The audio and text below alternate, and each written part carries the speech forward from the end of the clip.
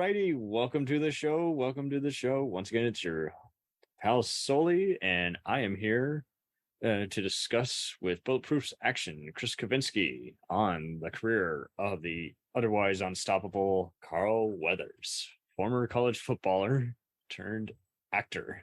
Yes, Carl Weathers, a wonderful laugh, a wonderful man, and he's had one hell of a career, and that's what we're here to talk about. 1000%. You know him for his recurring roles on Street Justice, Arrested Development, The Shield, Chicago Justice and Fire, as well as most recently The Mandalorian. He is probably better known for playing Apollo Creed in the Rocky movies, Colonel Dillon in the first Predator movie, and Chubbs in the Happy Gilmore Little Nicky universe. So what was your introduction? Was it just kind of just his main signature movie roles, or were you just kind of later on where people were just where he's making fun of himself? Or it was definitely Apollo Creed. It was the Rocky movie. So yeah, that was definitely the one. Obviously Rocky 3 was probably the one I remember the most vividly, and then the tragedy of Rocky 4 where they kill him off. So yes, and when they did the director's cut, there was a little part I knew it wasn't going to happen, but there was part of me that was like, could they keep him alive in that director's cut? 1000%. It still didn't happen. His movies were almost always on TV. I didn't see so much Action Jackson, but he was in this one stupid Sci-Fi Channel movie called Alien Siege, which was pretty much a Predator knockoff. And TNT used to re-show their original movies, Shadow Warriors. With the Hulkster on, Hulk Hogan, and he was literally still in Predator mode. He's taking out a minigun against a fake-looking background and shooting up the place. But it was funny how kind of like in Germany and Japan, and I think you've noted before how he had all these other movies like, what's the one? He had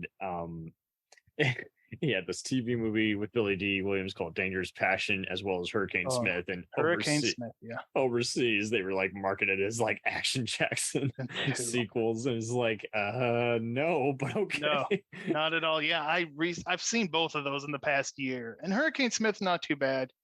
The Dangerous Passion one was a little boring. But I mean, it wasn't meant to be an action film. So I think that's part of it.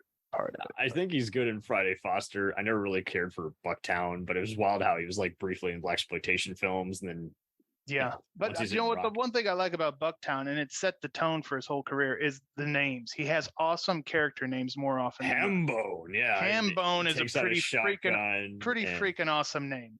And I'm so used to seeing him like always be like a traitor or an anti-hero, and that's before we get to freaking Predator and even Mandalorian, where it's just like in that one he literally just like betrays the guy. Why? Because that's his nature. Yeah. And all the many times I've seen Magnum Force and Close Encounters, I've never spotted him, but I did spot him in Close Encounters. I can't say I saw him in Magnum Force, but it's been a while for Magnum Force. It's just kind of wild though how like once he got to the 2000s, unlike all the other like muscle men, he didn't really have to worry about like even being in anything big. He could just do casual like TV guest spots and voiceovers, and that's another thing I think I wanted to bring up about him is he was never the guy. So it's like it never felt odd for him to do anything. Like he didn't like if Arnold Schwarzenegger suddenly was on a sitcom, that'd be odd. But if Carl Weathers showed up, you'd think nothing of it. You'd think nothing of it because he's always gone up and down the ladder of TV movies, regular direct to video, feature movie. And he's all over the place. Big parts, little parts, anything can happen when you're Carl Weathers, and he just goes with it. And that's obviously helped him out because he's had, as we said, a very long career. And now part of the expanded Star Wars universe. So that's a pretty big deal. That's a huge ass deal. And Bermuda Depths, I keep seeing reviewed on various podcasts. Apparently it's an obscure TV movie, which everyone just remembers because he is like a year after he did Rocky. And it's like he's just going around like shirtless taking on a giant like monster. I need to find that movie.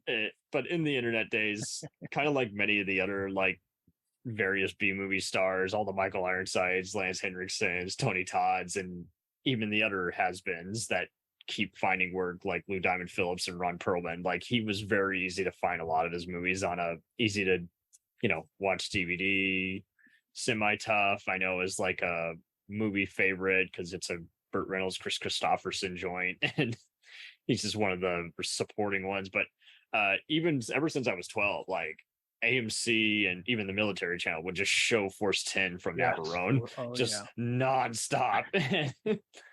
And he doesn't really have as big a part, and yet he just feels, like you say, like in all these movies, just so right at home, because you don't have to believe that, he doesn't have to prove himself. He has the muscle, he has the likability, he just fits in with any troop, and he just focuses on him. And I think it helps that he's been a private enough person. You never know. You've never heard anything about him scandals or about him having slapping a PA, right, or having 18 different wives and this. Trophy wives are a no-go. He's been married 3 different times and divorced each one, but I've never heard of anyone say, "Oh, he was a mistake." I don't like him.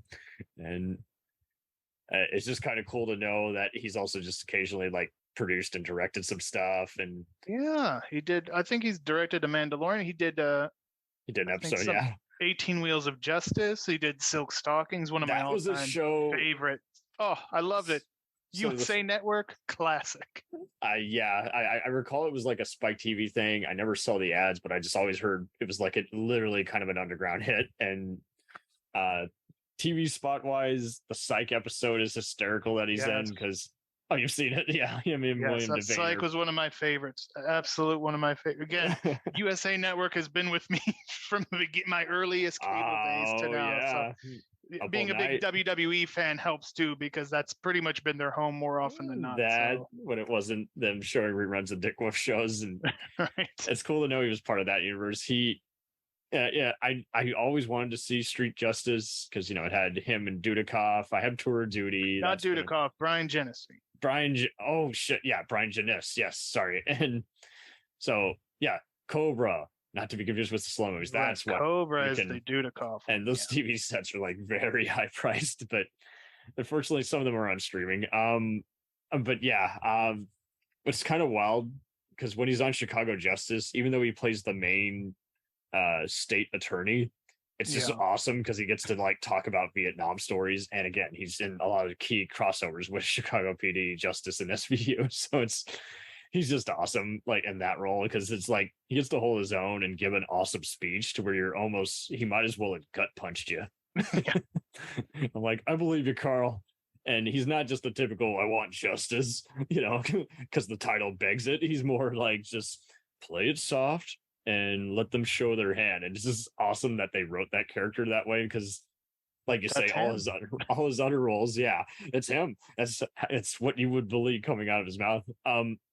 Back when Mega Upload was a thing and Rapid Share, I was able to catch him on a lot of other B movies, and I was fortunate enough to see his TV remake of The Defiant Ones. Yes, with him and Robert Ulrich, and it's a surprisingly decent TV remake. I've never seen Fortune Dane. That was a very short-lived show, and then I think they I have Fortune Dane on VHS. I think it was like the 2-hour pilot. They like edited 2 episodes or together, jammed them together to make a movie. It was odd. It's like the opening almost seems like he was doing a Carl Weathers home workout video, kind of like Dolph Lundgren did. That I think his was like maximum sweat or potential. I think Carl Weathers was doing his own, and they just inserted that into the Fortune Dane. I want to say Fortune Dane, all 6 episodes were streaming somewhere recently. When I was looking for Street Justice and couldn't find it, I did see that Fortune Dane. I bet it has to at this point. Someone's got to get it in the canon. So that's why I had to pull the trigger and just buy Street Justice. But it wasn't too. I found it pretty cheap, so I've been enjoying me some Street Justice. Anytime I'm not doing something for BulletproofAction.com, I will just I don't have to watch anything to review. I just want to watch something to enjoy. I've been watching Street Justice. Well, and that's just it. It just like Nash Bridges and even any kind of Miami Vice, you can just have it on the background. It really is comfort food, regardless of how serious you want to take it. And that's just the where I miss those kind of shows. You can kind of say they kind of did that with something like Hawaii Five O, the recent one, but I mean, even when in the heat of the night, that was I really dug that because like you saw how he's becoming the new chief, and I think the reason that show has been like lived on as just every other network syndicates it is it just makes you kind of it just feels so human without over depressing you or and the family can watch it without getting too offended, Right. like, oh, this is, like Criminal Minds or Millennium, it's blurring the line between PG-13 and R. And like you say, I mean, he's the Toy Story role I think is wild because he's basically still kind of like the Adam Sandler roles. He's making fun of his Predator character where he keeps losing a limb. Right. And that character was wild because kind of like the other supporting characters, he just appeared in a lot of the shorts that were like on the DVD or made for TV, and then they finally had him appear in the fourth one. But and again, with the name Chubbs, it just goes in with his fantastic character names. Very memorable. Yeah, Apollo, Chubbs, and Dylan. Hambone. Don't forget Sundog back in the Death Hunt. With Bronson and Lee Marvin. Harry Breaker. Even Fortune Dane, even though it was only a short-lived, I mean, that's still a good name. Jericho Action Jackson is a tremendous name. So it's amazing. Even Skylar from the Forgettable Alien Siege, that's an amazing name. Did you ever have the chance to play the video game Mercenaries Playground Destruction? I cannot say that I had the pleasure of doing so. He plays Colonel Garrett, and I love that game because it was a Lucasfilm pandemic joint. So they allowed you to change you could pick either the Swedish guy who was voiced by Peter Stormer, the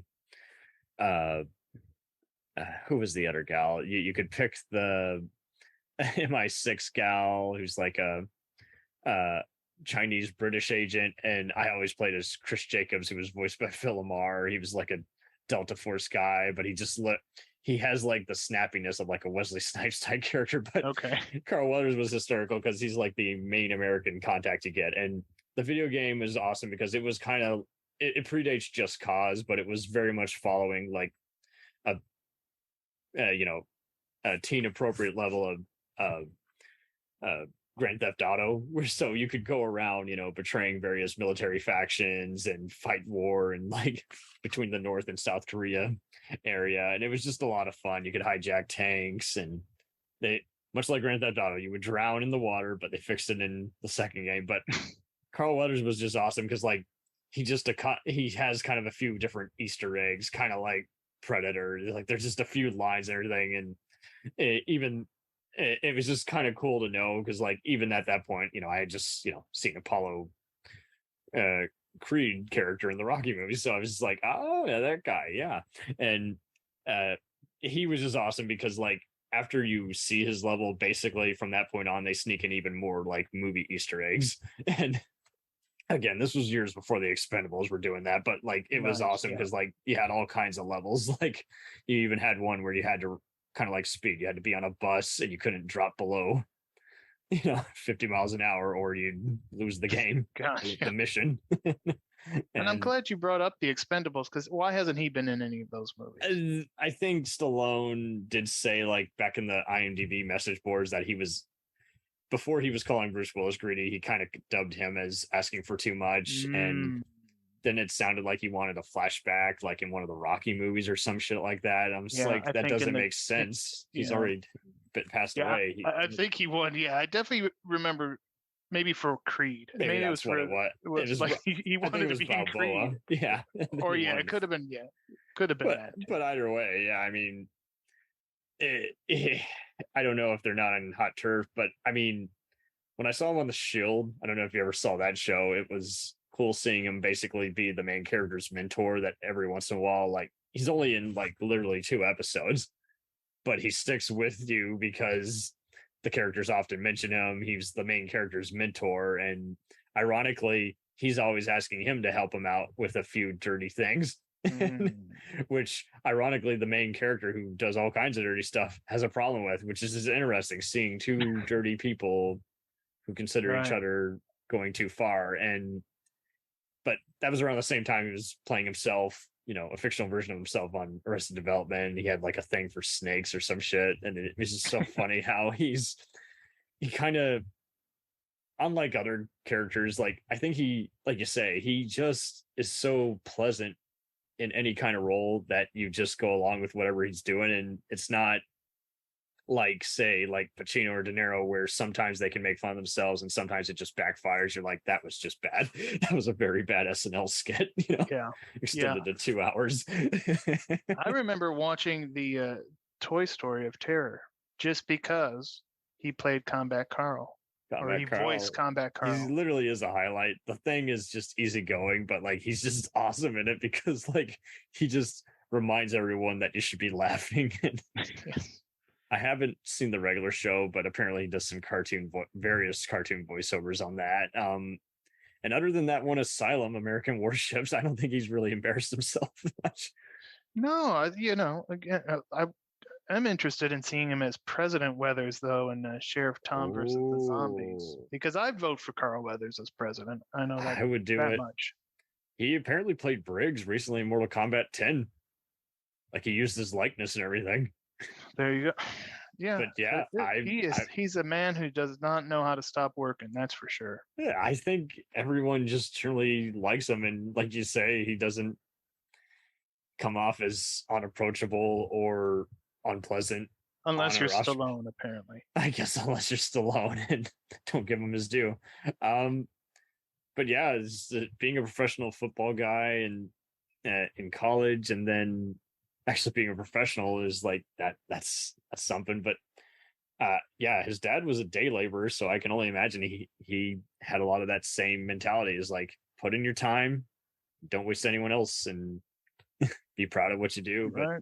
But it is funny how, yeah, you brought up how he's like he really is the best thing about the Toy Story short. It's already decent, but it's just cool having him in that, because then it's something for the adults to laugh at while the kids enjoy. Yeah, that was pretty much because Toy Story came well after I was a youngster, so I'm not a Toy Story fan, but I think he was probably tweeting about it, and I'm like, what? Carl Weathers is involved? I'm there. I am so there. Yeah, I've got a half hour to kill on a random Wednesday. I'll watch that. Why not? And it was fun. He was good in it. Everybody wins. Yeah. And so I guess the ultimate question is, Dylan or Apollo Creed? I mean, they're two sides of the same coin, but which role do you think is kind of more beloved? Because Apollo's awesome because he's on the opposing team, and then you come to understand him, and then he's an ally. And then Dylan, he's just, a contractor. Right. Yeah, I think you got to go Apollo, just based on the fact that both of them died. Does anybody really cry that Dylan dies? No, but I've seen some people it's a sad moment when poor Apollo. What's funny is I have seen some people who, I don't know if they're being funny or just don't care, but it's just so funny how I've seen some Dylan apologists, and some of them sound suspiciously like the Rick and Morty and Walter White and Breaking Bad ones, where it's like, dude, did you even watch the same movie? He's cool. I mean, I wasn't happy that Dylan died, but he didn't have that. That's the other thing. Apollo had, at that point, he was 4 movies in, so we really got to know. Really got to attach. We got, he was quite the showman in the first 2, and even if he was kind of the quote unquote bad guy in those 2, he wasn't really bad. He was just, he was trying to do his thing. He was the champion. He was the Muhammad Ali of those movies. And then, he was the man who helped bring Rocky back, got him that Eye of the Tiger back. And then he's there having a good old time with James Brown and being that showman. And that evil Russian Dolph Lundgren came in and Ivan Drago'd his ass, and that was the end of it. So, yeah, I would think that Apollo is the more beloved of the 2. But, Dylan's... I'm going to tell you what, Dylan, as a kid, you associated Carl Weathers with Sylvester Stallone because of the Rocky movies, and now it's like, whoa, now he's working with Arnold. Just that alone was like, I have to see this movie, Predator. I have to. And I was too young to see it, to go on me and my friend tried to go, And they're like, no, you guys are too young. So we ended up seeing Spaceballs instead. Oh, well. But then, yeah, maybe a couple weeks later, I got my dad to take me to see Predator, and what a fine movie. Glad that worked out. And Spaceballs wasn't a bad second option there. So No, it's hysterical. I'm surprised he wasn't in it. So I haven't. So you were able to see Sheriff Tom versus the Zombies, or it's just? I did not see that, but I think it's like a trauma film or something because there's like 2 sequels to it. But I might have to check it out over this spooky season coming up. Yeah, there you go. Seems like a good enough excuse if I needed one. Totally. And he surprisingly actually got an NAACP award nom for Action Jackson. So I never knew that. All I knew is that I didn't know that either. But it was that hated movie, by critics, and of course. I hate those critics. Yeah. Well, I can't blame anyone who hates them because I mean, this is like it's a Joel Silver production classic. It's so much fun. It was, and it's so, and I know it didn't make a ton of money, but it was also released like in February. Not really the hottest time to go to the movies. Years before it became dubbed as a dump month. Right. It's just like they just shoved it there.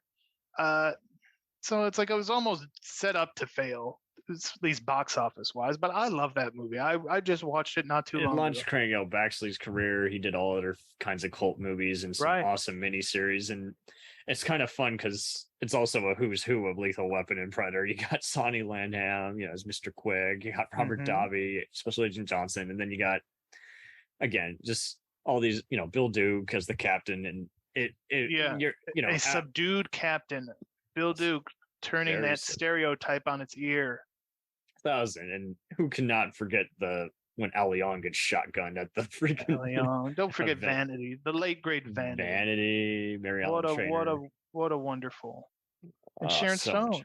Yep, she was dynamite. This was before some of her other forays and before she got typecast. But I mean, it was just so interesting seeing, like you say, just Carl get his own special movie. And this is before, A Low Down Dirty Shame and Black Dynamite kind of paid tribute to the Blaxploitation genre.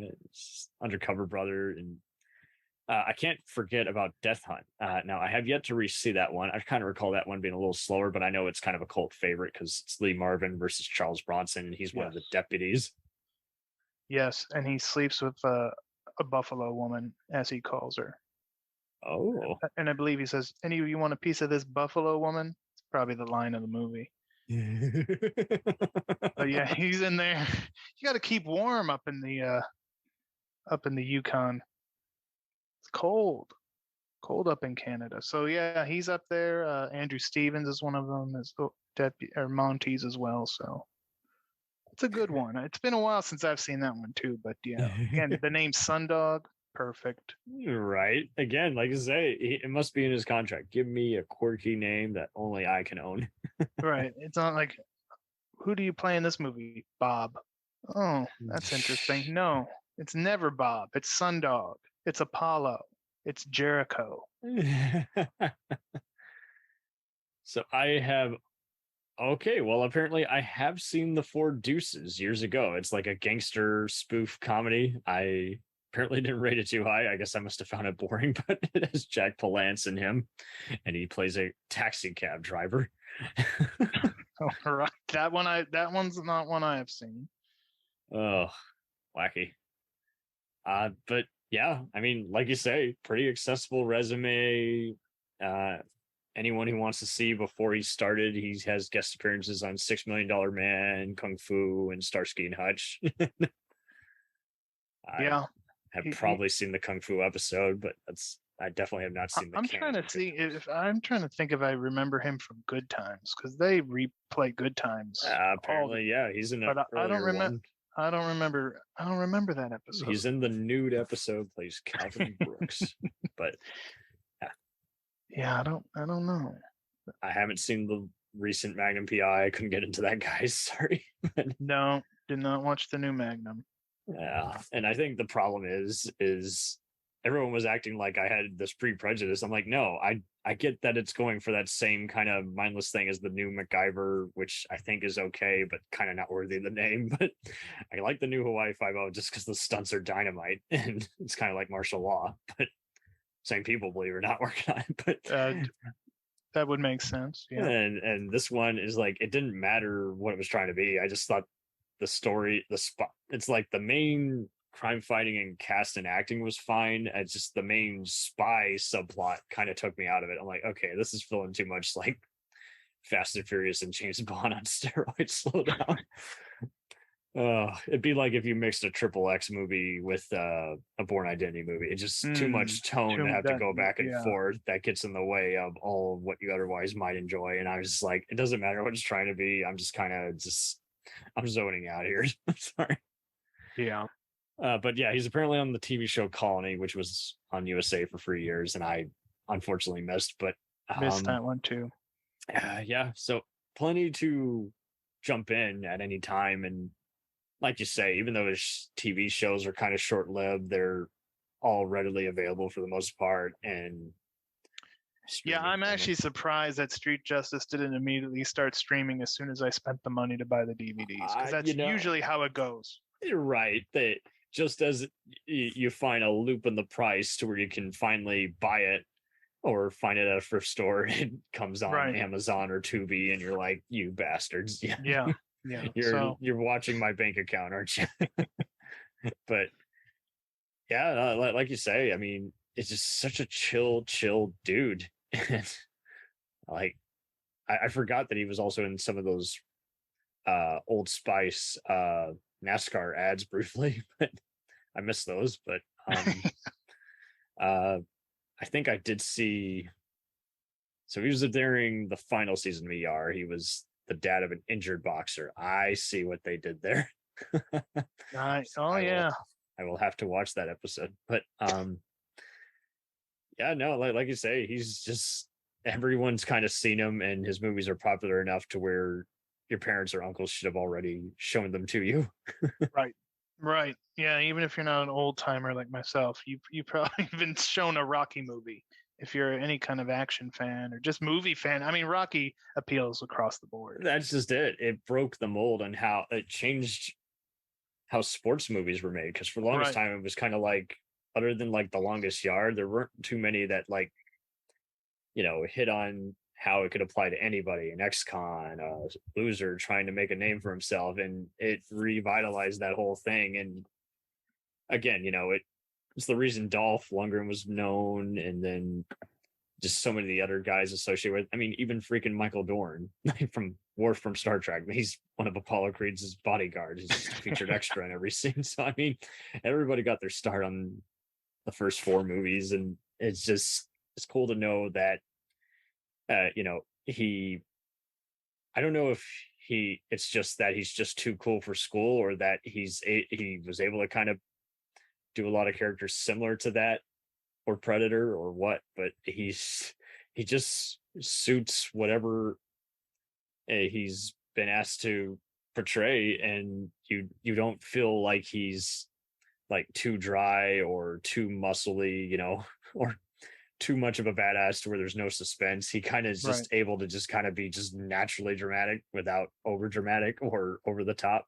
And yeah, you could say almost chameleon like. He kind of blends into whatever he needs to be into. Chameleon. He focuses on him, and anything that might be a mediocre TV movie, you can't really blame him for being in it, because it's just like, hey, it's there to fill time, and he was the first one up, and it doesn't ever really feel like he's like a last minute replacement, like they couldn't get someone else. It's like, no, you're kind of who we had in mind. You were doing both TV and movies back to back, and you just happen to be at this venue at that time and place.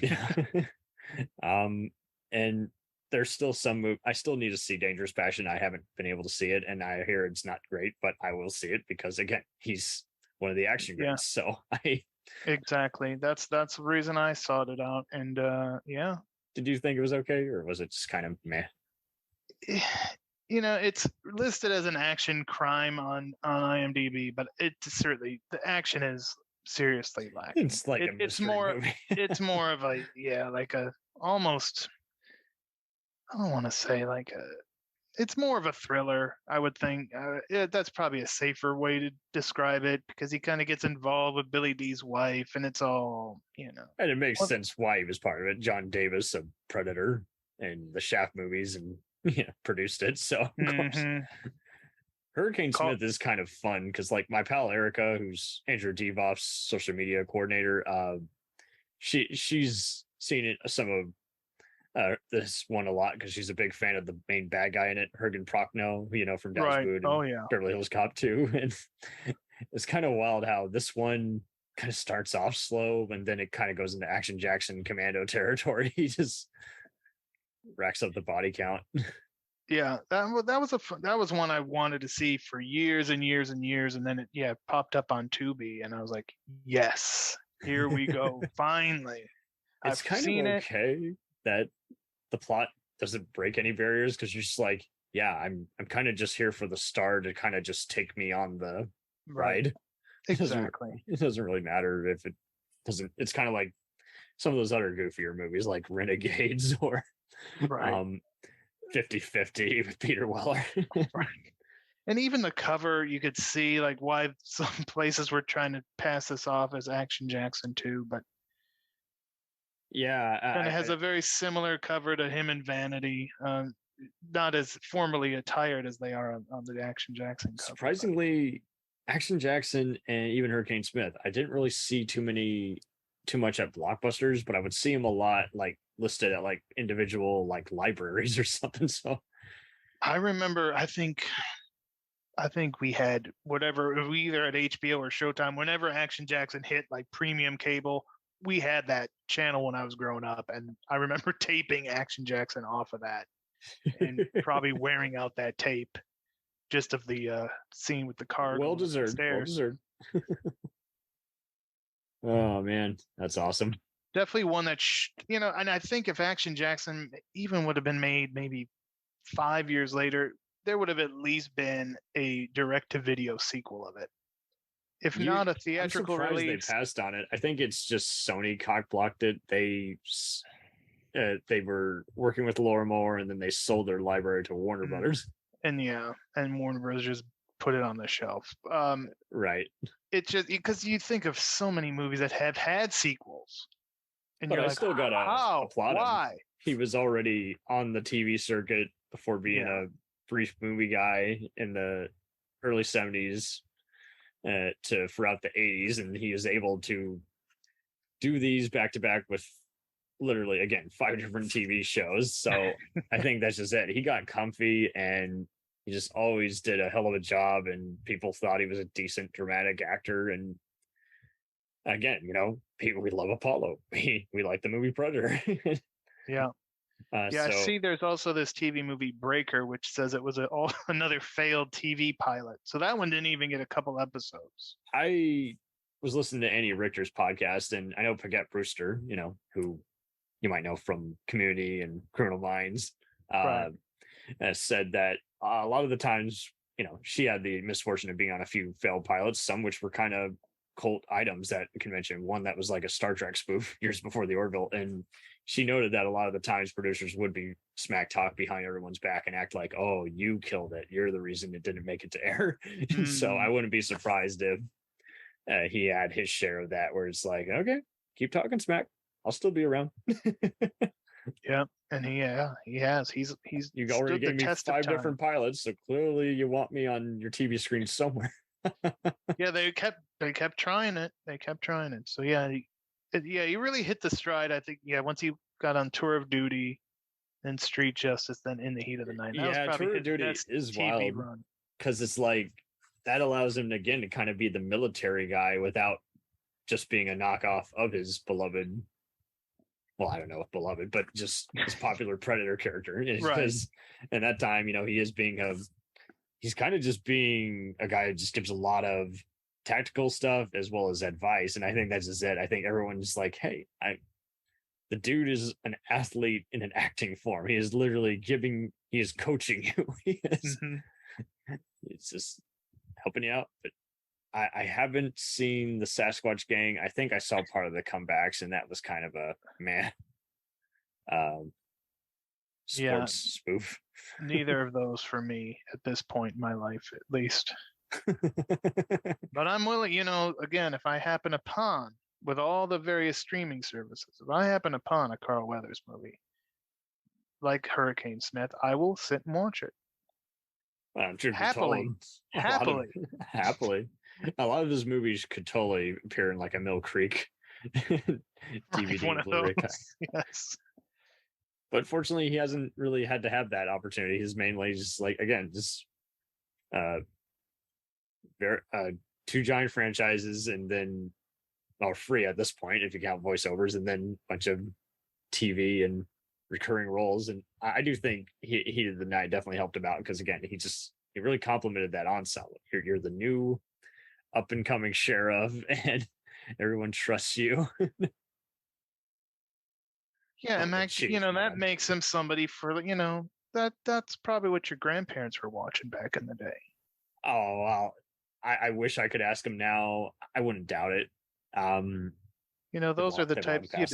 That was so of mine. But yeah, I mean that's what I would expect. One question I wish I could go back in time. In the Heat of the Night, Matlock, Murder She Wrote. That's what they were watching. So it's like, okay, so that's why I think he appeals to all kinds of audiences: young people, old people, everybody in between, everybody. I mean, he's doing freaking Toy Story. He's doing freaking Toy Story, and even with the Blaxploitation ones, he's not necessarily even playing a gangster. He's just mainly like a vigilante or a guy who got, corrupted. It was a hired killer in Friday Foster with the great Yaphet Kotto and Pam Grier. Yaphet Kotto, yeah. And I think he gets to try to kill Pam Grier when she's in the shower. So I mean, if you're gonna kill Pam Grier, why not do it while she's in the shower, right, Carl Weathers? You lucky son of a gun. And it helps that Bucktown, you're also working with Fred Williamson. I mean, dude. Pam Grier in that one as well, yeah. Yeah. And just back to back. And I'm sure he's got stories about that. Yes, but yeah, I mean, so you're working with all these badass. You're working with Kodo, Pam, and Fred, and then again, I'm sure Spielberg gives you a lot of applause. He says, "Hey, one hell of a guy." He and Lance Henriksen were both just mild supporting roles on that one. And then, Force 10, you get to work with Harrison Ford and Robert Shaw and Franco Nero. And then, Death Hunt is again Bronson and Marvin. And then again, when you get the Stallone and Schwarzenegger at camp, then you pretty much conquered all the tough guy. Yeah, I mean, other than like the only one he missed was like Chuck Norris. Chuck Norris, Bruce Lee would have been fun had he been. Obviously Bruce was a little bit tougher because he wasn't around very long. Tough enough. Yeah, I know. By the time Carl Weathers was acting, Bruce was unfortunately no longer with us. So I mean, technically even Clint Eastwood being in the Magnum Force. There you go. Yeah. So I heard that you're gonna play this guy who called Apollo. Say hi to that Italian guy, Stallone, for me. He kind of freaks me out. But if he wants to do one of my spaghetti westerns, I'll kick his ass. I can't say that was a good Clint impression, but whatever. I don't remember him in Think Like a Man too, because I never saw it, so I couldn't say I remembered him or not. Ho-hum. I do remember him He Turned Me Out Pointer Sisters video for Action Jackson. Him in Vanity at the pool hall. Hey, okay, I'll have to check that one out. I might have seen part of the Michael Jackson video he was in, but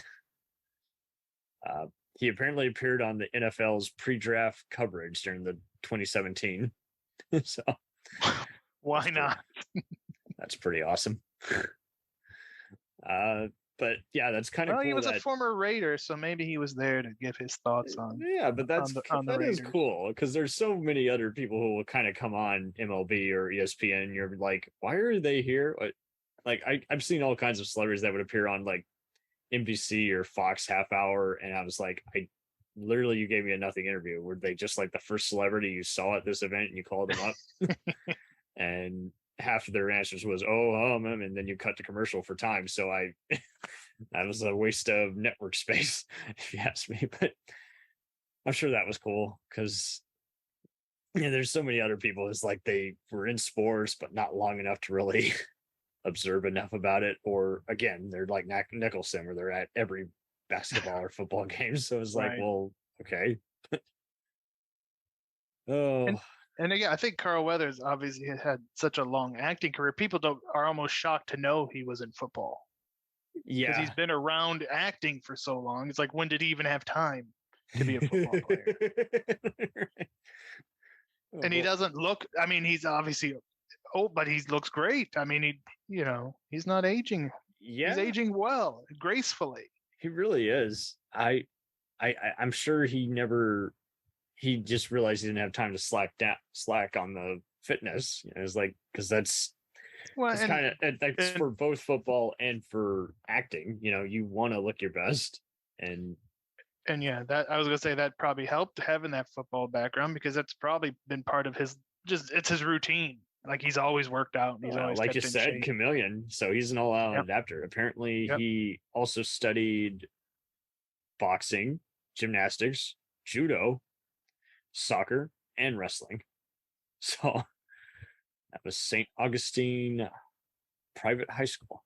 He's the man. Louisiana, New Orleans. So wow, he aced it. Well, any other closing thoughts? Where would you rank him in like the top movie stars of the 70s and 80s, or action stars for that matter? Oh, see, now that's, again, is that why he's done so well? Because you never have make an easy top 50, top 100. Oh, absolutely. I don't know if it'd be top 20, but definitely top 50. Yeah, top 50. I might say top 25. I might put him in at 25, 25. at the because there's just so many. It's hard so to many say. Different stars we love, and he definitely had it better than Dolph Lundgren. Dolph Lundgren's issue was that he just seemed to always just be on a cool movie that just always had a misleading poster or studio that didn't know what to do with it, even though it was clearly a Schwarzenegger, Bruce Willis type formula he'd been handed. Right. Yeah. And Dolph, he still had Stallone. Dolph had he had a rough go of it. I don't know. Yeah. It seems odd. Even though he spoke English pretty well. It's just like exactly. To make him the handsome Swede. Right. He didn't have the Van Damme and Arnold obstacles to overcome. Didn't have, everyone who I know who has worked with him said that he kind of got rid of his ego pretty quickly compared to Seagal or Van Damme. And then Seagal, who's just his own thing. And, right. He works for himself, so therefore. But yeah, Dolph, didn't have the luck. I mean, that's why I think I remember being so excited for Dolph in Universal Soldier, because I'm like, okay, this is, Van Damme's kind of on his way up here still. And now Dolph is, this gives Dolph a real good vehicle. And that's one of my favorite. That's one of my favorite Dolph roles. Is probably. I think it is for many. Just because he's so over the top, and so he's got the ear necklace. I mean, it's very memorable. Oh, the way he even holds it up. Yeah, that he did so well in that. I forgive him for killing Apollo Creed in just this once. For even trying to kill Jet Li in Expendables. I forgive you. And I think it just helps that also, like, Carl, I mean, you've already mentioned how he just attempted all kinds of things and it paid off. Just whenever he stays busy, like, you kind of just, again, he feels at home with the ensemble, because he also is often given an unusual but pretty, like, either a polite or just a natural badass character. Like, you can totally understand. It's like, yeah, he looks like someone who could take him on. Like, it's very rare. He has like everyday kind of man roles, as opposed to like, I need a specific type. Right. He's not a superhero. He's not the unstoppable super soldier. I mean, I hope he's a superhero. I mean, he is he's one of my heroes. But if he were to play a superhero, what would he play? Would he play the original Black Panther when he played. He could have, yeah, he could have been Black Panther if they made that movie back. He Back did in his praise prime. Michael B. Jordan for his Creed Jr. role, so that's cool. Yeah, so that would work. So I guess just he and Stallone just probably couldn't come to agreement on. He could have been. Is it Cyborg? He could have been Cyborg. Oh, yeah, easily. Hell, I mean, kind of like Wesley Snipes. I know Wesley had an ego too, but like he and Wesley just kind of just come on as like, you're a dancer, I believe you. You're a boxer, I believe you. You're. And the good thing about Carl Weathers is, at least as far as we know, and as far as the Internal Revenue knows, he pays his taxes. So no, he had that advantage over Wesley Snipes. Mm-hmm. Bingo. And I mean, just those early roles were just so huge to where it's like, yeah, I mean, he's set for life. He really is. He can't. There's just no way he can sink. And that's the other thing. After those big Rocky movies, especially again as that franchise rolled on, it just seemed to get bigger and bigger until probably 5. But 3, it just got, he could have been like, no, I'm not going to go on TV. I'm a movie star. He could have done that, and why would I? And then he probably would not have continued. I think he just like an athlete. He's like, sure, I'll do this street justice show for 2 years. He denied. You want me to take over for Carol O'Connor and the guy from all these other art house movies, who's Sidney Poitier's replacement? I'll do that. Yeah. That was who was that? That was one hell of an actor. He was in a Milos Forman movie. God, who was that actor? Was it Howard E. Rollins? Yes, Howard E. Rollins, and the movie he was in, Ragtime. I just thought it up before typing it. Yeah. And A Soldier Story. Yeah. He was a cool guy too, who unfortunately passed away way too young. But yeah, I mean, like you've just summed up, he is just such a charismatic dude. And I mean, if he were start doing a random training, whether it was on acting or boxing or hell, just a random military school, I would sign up. I'd be like, yeah. I mean, yeah. He comes on the screen, you're not turning off the TV. You're not walking out of the theater and see him, because he's engaging. He's engaging, and like you say, he isn't showing his age. The camera loves him. It really just practically is in love with him. And even if he does very little, like he does, I can't say he does much in again, Little Nicky, he's just playing his character for like 1 minute. But I mean, even in Forced Sin from Navarone, he gets to do some badass things, and he has very little speaking, but he still is a very instantly likable guy, despite. So regardless of what's on the script, you feel like he belongs where he belongs. And like you say, it's been a total missed opportunity. He should have totally been in the Expendables by now. He should be in just any other movie right now. I don't know why, with all the other people who are making cameos like Kurt Russell and what have you. And then again, maybe he doesn't want to do that, and that's cool that could be too. That could be, and that's always, I think, as fans, we get caught up with some of that thing. Like, wow, this should happen. And it's like, you never know. It could just be like, no, I have zero interest in doing that. I have zero interest in going over to Bulgaria or wherever they're filming the Expendables. Right. And I just don't want to go. I just want to stay here and enjoy myself. One thing I always wanted to do, or hope they would do, was merge Action Jackson and RoboCop together. Ooh. Since they both take place in Detroit, where we have a new back from there. we have a new RoboCop, and like Jericho Jackson's like the chief of police or something. I think just that little something would be, and again, it doesn't have to be a huge part, but he's just there and just kind of continue merging those two Detroit worlds together. Very nice, very nice. It hasn't happened. It probably won't happen. I won't get upset if it doesn't, but boy, will I be thrilled if it ever does. Yes. Oh, man. And truth be told, I mean, And now it's recorded that I came. So if this does happen, If it does happen, we could point to this and see I was talking about this way back when. I hope, along with the movie rankers guys, they invite you to a special screening or interview. Oh, that'd be wonderful. That'd be wonderful. And like you say, I mean, he does seem approachable. Like he does seem like someone who would be very polite in an interview and maybe wouldn't even care what kind of coffee you got as long as you gave him coffee.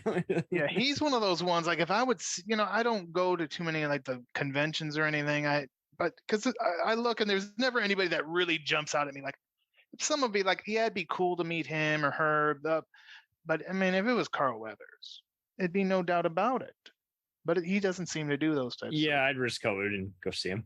Yeah, see, well, that I'm talking even pre-COVID. Like you just never saw.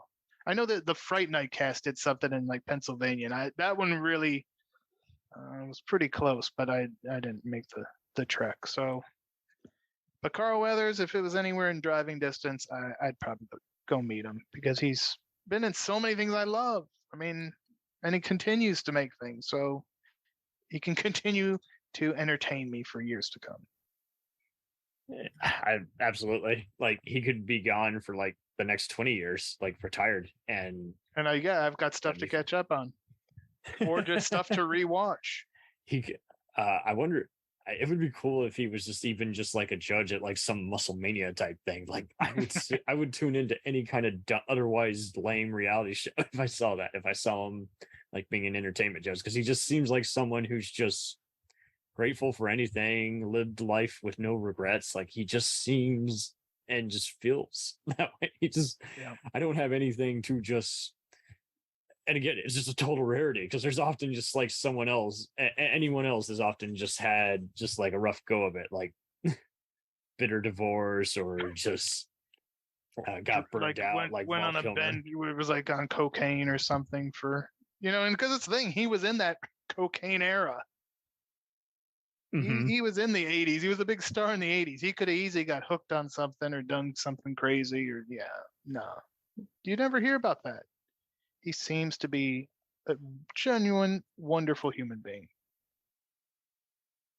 Absolutely. And a fantastic actor. I've never seen anyone talk smack about his acting though, too. Often there's always just one. There's almost always, I'm sure if you dig deep enough, you'll find somebody who's but like taking a crap on something he did. But usually I see it though. Like usually, even in IMDb, seek it out.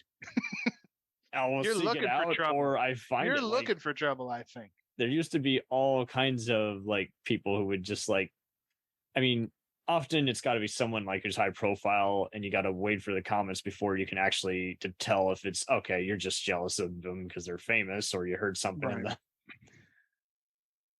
Right. But then there's other ones where it's like, yeah, I can't blame you for liking them because you've only seen their first two big roles and they weren't good in those, but they're good in these other 5 movies. So I don't know. You never you have to wait for their comment section before you realize, okay, well, you literally have only seen them in like one movie, so maybe they were miscast in that. Maybe they weren't bad, but the movie sucked. But I don't know. I don't know. And like you say, I mean, you got eventually it all fades out and the good wins. And again, just I can't even see anyone else playing the freaking Apollo Creed role. No. Who else would have done it? Fred Williamson wasn't really doing anything mainstream, and unfortunately, it wasn't as progressive back then. Most actors were often playing the in carjacker, in all those Blaxploitation movies, and that's all they could get in. And like he broke out of that and was able. I wouldn't be surprised if he just convinced someone. Is like, hey, because everyone had to be polite and get through some of any kind of bigotry. It probably helped. He was working with Stallone, who himself was a struggling actor. I wouldn't be surprised if Stallone said, "This is the guy, or I'm not making your movie." He was known for doing that. Right, like it wasn't like he was in there with like some big time star who was like, "Who the hell is Carl Weathers?" No, we need to get somebody with some name value in here. Even when Stallone had an ego, he was never to the point of, I don't care about anyone because they're not named me, you know. Right. He was just in that he just wanted to play hardball because he wanted some creative control. And sometimes it backfired, and sometimes it was better, and other times it was just like, hey, you know, it is what it is. It's a Stallone joint. Oh man. So this has been a dynamite round having you on here, and we'd love to have you back, especially to talk to the sniper movies, and other cult film franchises, even TV shows if you want. We might just do a street justice special, but Oh, that'd be something. Yeah.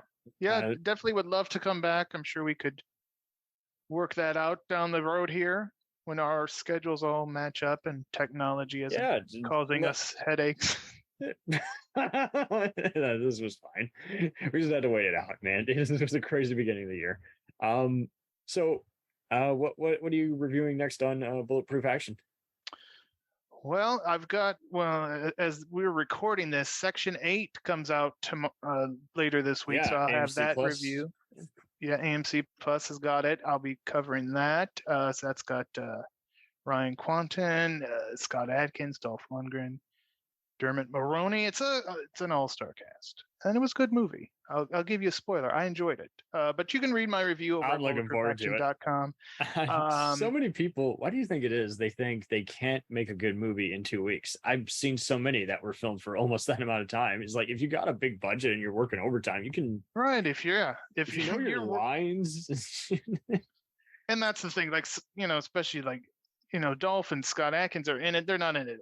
They're in it enough to be effective and make an impact. Yeah, but they're not like the main thing. So, you know, that helps too when you have that kind of varied cast where you can, all right, we're going to focus on your stuff for this couple days and your stuff on this. Yeah, and boom, boom, boom, you can get it done. So that's coming up. I'll probably, I don't know what else, you know, I know Accident Man, the sequel comes that'll be next month in October. Oh yes.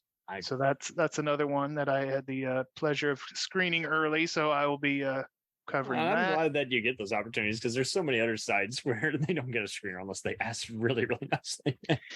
Yeah, I mean, sometimes you get them, and sometimes you get ignored. Like it was Day Shift. I was like, are they going to be completely just didn't even give me the no. We're not going to be scored. You know, you're not big enough for us. Get out of here. They're just ignored, and so I just watched it as it came out. And sometimes I do, yeah. Sometimes I get the screeners, so you just go with the flow. Just go with the flow. I love action movies, so whatever. If I can't watch that, I'll watch something else. That's what Tubi's for. So. Right? Yeah. Tubi, man, so much good stuff on there. I'm glad they started doing their originals.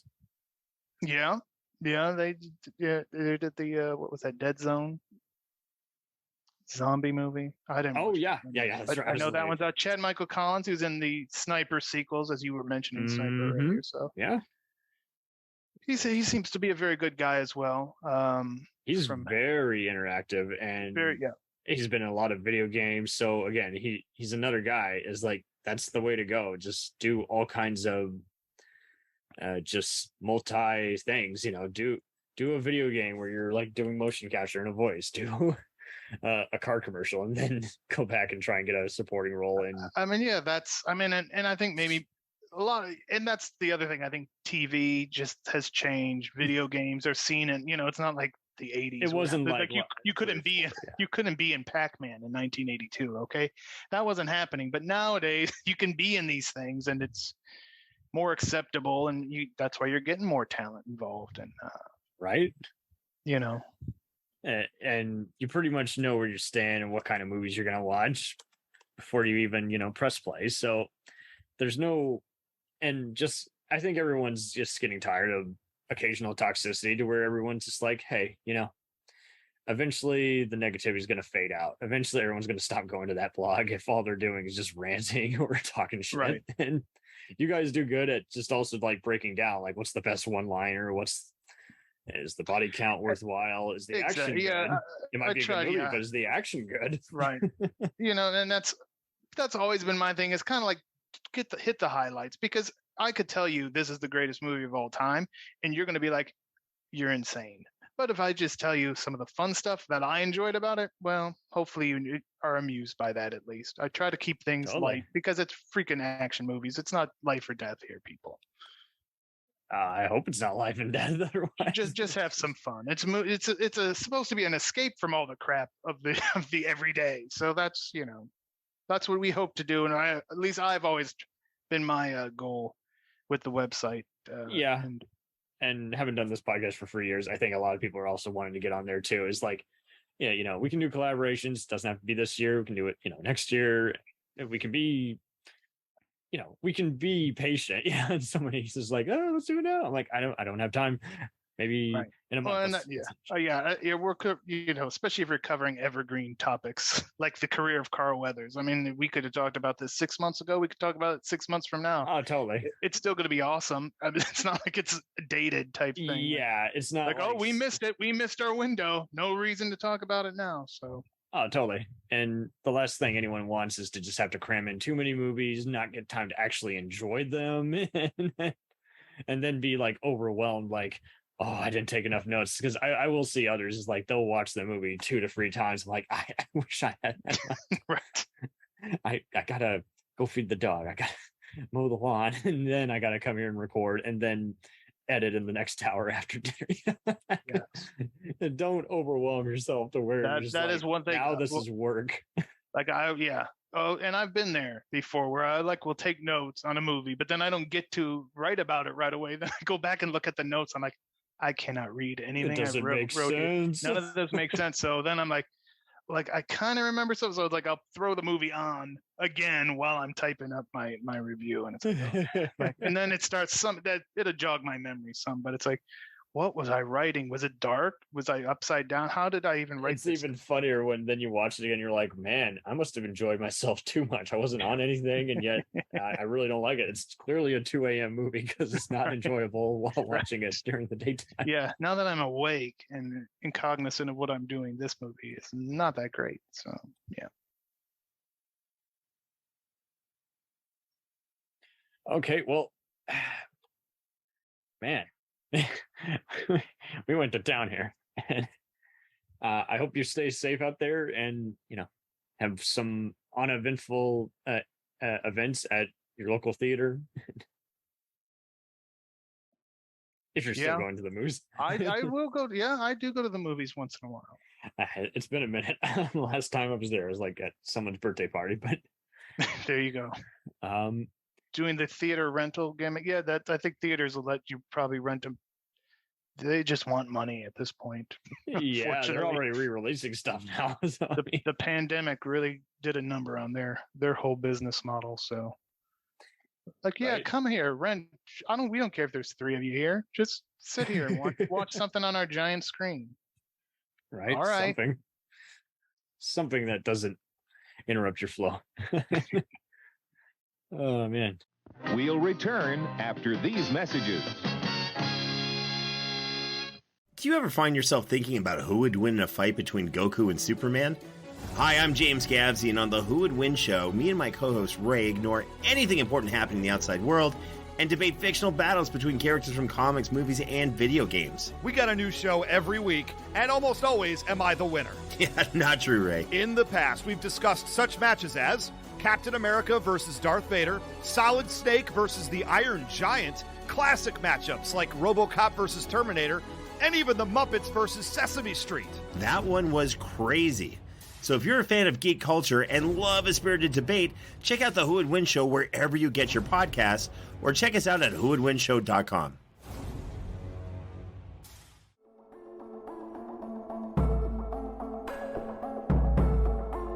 We let things pile up in the DVR, we add them to our queues, we wait for the DVDs and Blu-rays. We time shift.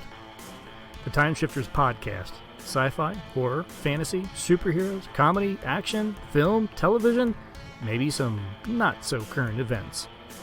Find us on iTunes or at timeshifterspodcast.com. Cool thing about Blind Knowledge is we are in multiple countries. We are worldwide all across the globe.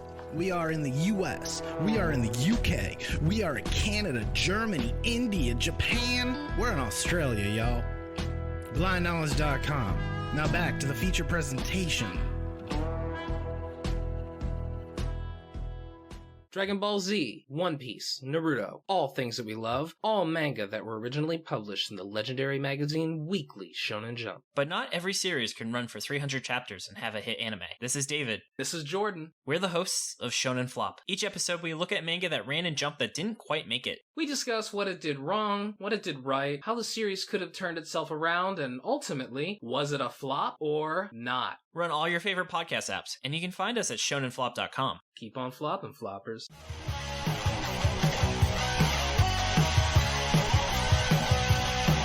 Follow us on the web on Facebook, Twitter, and Instagram. The podcast is available on Podbean, Spotify, iHeartRadio, Anchor, Apple, and anywhere else podcasts are available. Feel free to review our show and leave comments on any of those sites. Thanks a million for listening. It's a jacked up review show. It's a jacked up review show. Jacked up review show.